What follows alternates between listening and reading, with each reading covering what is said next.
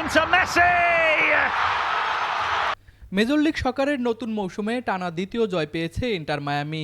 Record দর্শকের সামনে DC ইউনাইটেডকে 2-1 গোলে হারিয়েছে বর্তমান চ্যাম্পিয়নরা।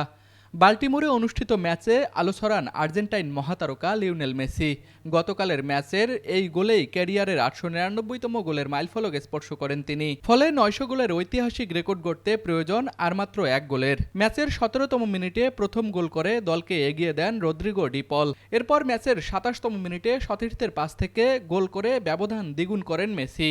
ম্যাচের দ্বিতীয়ার্ধে 75তম মিনিটে একটি গোল শোধ করে ডিসি ইউনাইটেড। তবে শেষ পর্যন্ত 2-1 গোলের জয় নিয়েই মাঠ ছাড়ে ইন্টার মায়ামি। এই জয়ে 3 ম্যাচে 2 জয় নিয়ে 6 পয়েন্ট অর্জন করেছে মেসির দল।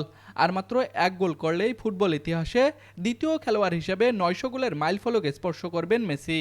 এর আগে এই কীর্তি গড়েছেন পর্তুগিজ তারকা Cristiano Ronaldo. Rodrigo de Paul, brilliant! Into Messi! Sports desk, RCTV।